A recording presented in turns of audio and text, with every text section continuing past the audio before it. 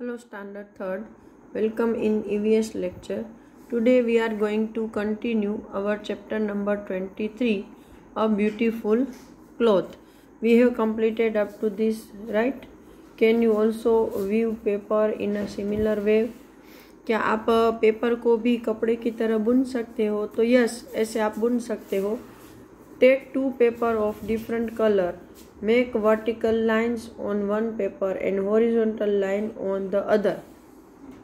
कि दो same length के पेपर लेने हैं, एक में ऐसे वर्टिकल स्ट्रिप काट के बनानी है और दूसरे में ऐसी horizontal. Cut both the papers along the marked line. Take care the strip should not get completely separated. लेकिन ये स्ट्रिप है वो पूरी नहीं काट देनी है, ऊपर से उसको जॉइंट रखना है. Place one paper above the other along the edges as shown in the picture. Stick the edges. Now weave the strip to make a mat. Paste tapes or a paper border at the edges so that the mat does not open. फिर क्या करना है कि यहाँ देखो, ये इसकी हमने ब्लू कलर बनाया इसका, तो एक के ऊपर ये दूसरा रख के यहाँ से उसको गम से चिपका देना है. फिर ये जो स्ट्रिप्स है उसको एक में डालो दूसरे में नहीं, एक में डालो दूसरे में नहीं है, ऐसे करके सारी स्ट्रिप्स हैं वो इसमें हमें गूंथ लेनी है, वीव कर लेनी है. फिर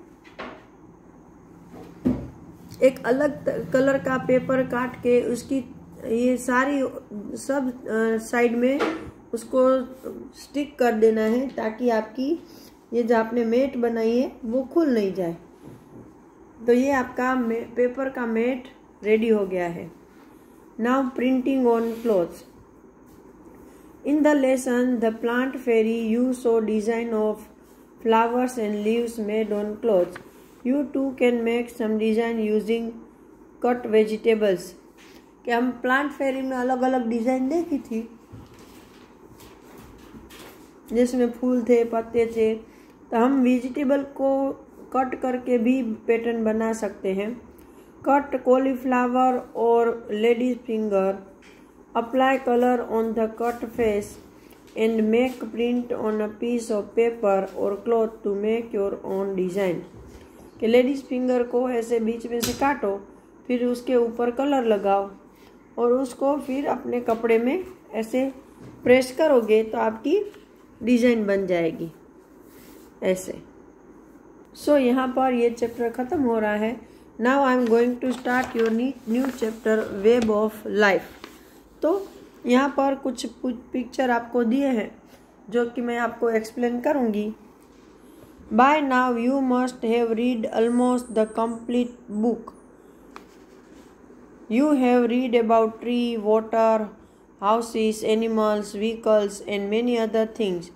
you must have thought about them as well. Can you tell why did we try to know and think about all this thing. कि भाई इसमें बताया कि अब तक तो हमने पूरी बुक ख़त्म होने को आई जिसमें हमने बहुत सारी चीज़ें पढ़ी, ट्री, पानी, जानवर, सब कुछ. तो आपको ऐसे आपको शायद सोच होगी कि भाई हम ये सब क्यों पढ़ रहे हैं, राइट. लेकिन कभी आपने ये जानने की कोशिश की कि ये जो है वो हम ये सब क्यों, इन सब के बारे में हम क्यों जानते हैं, ये बुक में आपको क्यों इतनी तकलीफ देते हैं कि ये पढ़ो ना, ये लिखो ना, ये सोचो ना. तो इसलिए ताकि ये सारी चीज़ें हैं वो एक दूसरे के साथ कनेक्टेड है. How are we linked to the things shown in the picture. Come let us find out. First of all draw your pictures in the blank space.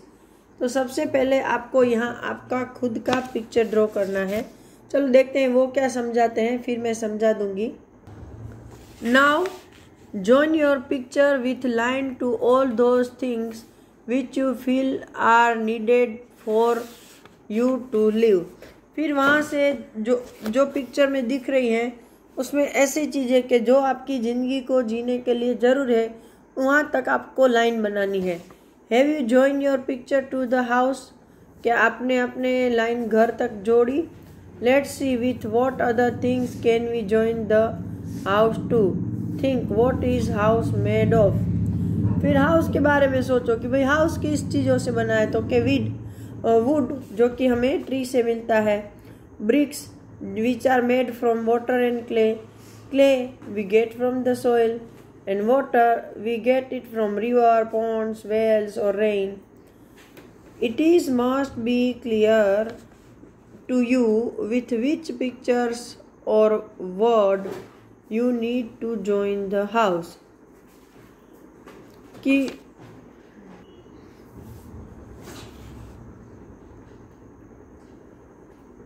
कि भाई आपको अभी ये पता होना चाहिए कि आपका हाउस है, उसको आप कौन से पिक्चर या कौन से वर्ड के साथ जोड़ोगे। तो वो तो आपको पता चल ही जाएगा। अगर नहीं चल रहा है तो मैं अभी पिक्चर जब ज्वाइन करूँगी तो आपको समझा दूँगी। In the same way join all the things with other things related to them. फिर ऐसे ही दूसरी चीज़ों को भी ज्वाइन करना है जो कि एक दूसरे के साथ रिलेटेड है। While doing so, you might need to write the name of a few more things. कि इसको जब आप ज्वाइन करोगे तो शायद उस समय आपको कुछ और भी चीज़ें उसमें ज्वाइन करने की ज़रूरत पड़े। तो what have you finally got? A big web, isn't it? कि भाई आपको आखिर में क्या मिला, तो कि एक बहुत बड़ा वेब मतलब जो जाला होता है वो। What can you understand from this web? इस वेब से आपको क्या समझ में आया? तो हम इससे यही समझ में आ सकता है कि भाई सभी चीज़ें एक दूसरे के साथ डायरेक्टली या इनडायरेक्टली कनेक्टेड है। Share your web with your friend. Also have a look at the web made by your friend. Are they all alike? Discuss with your friend. कि इसको आपके अपने फ्रेंड के वेब के साथ भी डिस्कस करना है और दोनों का सेम है या डिफरेंट वो देखना है। तो चलो हम यहाँ पर अपना ज्वाइन करते हैं। सबसे पहले तो सपोज आप अपना पिक्चर यहाँ पर बना देना, मैं नहीं बना रही हूँ। ओके, तो सबसे पहले हमें जिंदा रहने के लिए चाहिए एयर, राइट। फिर चाहिए खाना। तो खाने में हम क्या क्या खाएंगे वो देखते हैं। तो घास तो हम नहीं खा सकते हैं।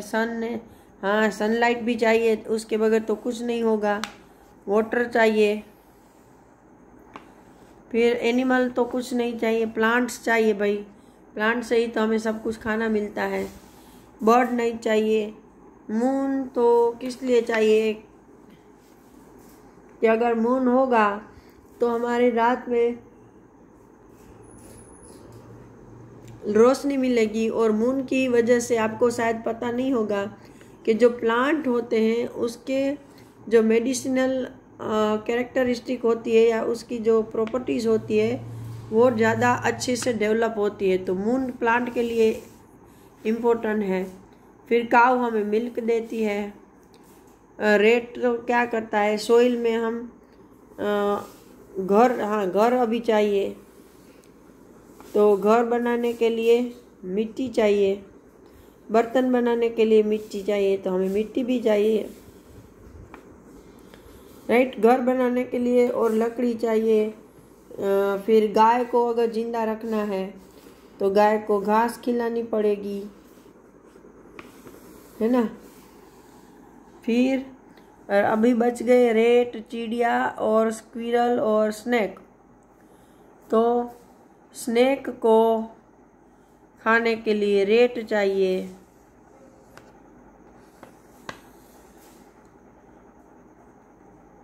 और स्क्विरल को,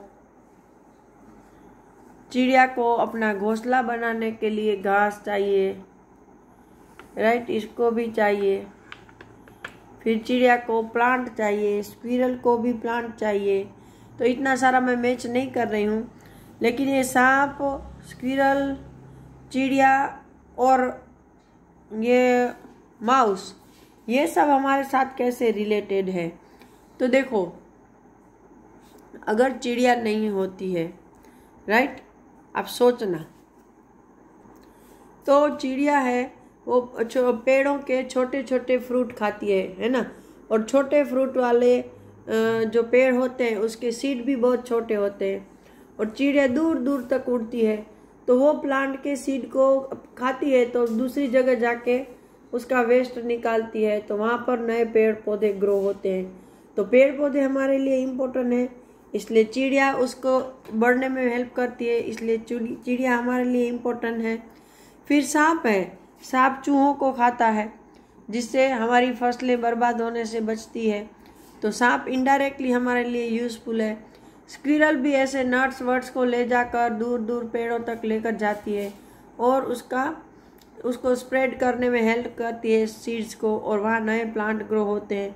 तो प्लांट जो हमारी ज़िंदगी का हिस्सा है, उसको ग्रो होने में ये स्क्विरल और स्नेक और ये बर्ड, ये तीनों यूज़फुल है, इसलिए ये हमारी ज़िंदगी के लिए इम्पोर्टेंट है। तो ये है हमारा वेब पेज, जो कि हमें ये बताता है कि अगर इसमें से किसी को भी आपने तोड़ दिया तो ये पूरा वेब बिखर जाएगा और आपकी ज़िंदगी भी खतरे में आ जाएगी, इसलिए उसको संभाल के रखो, उसको बिगड़ने मत दो। तो इसी संदेश के साथ मैं अपना ये लास्ट लेक्चर इस साल का ख़त्म कर रही हूँ। Okay, now good bye children.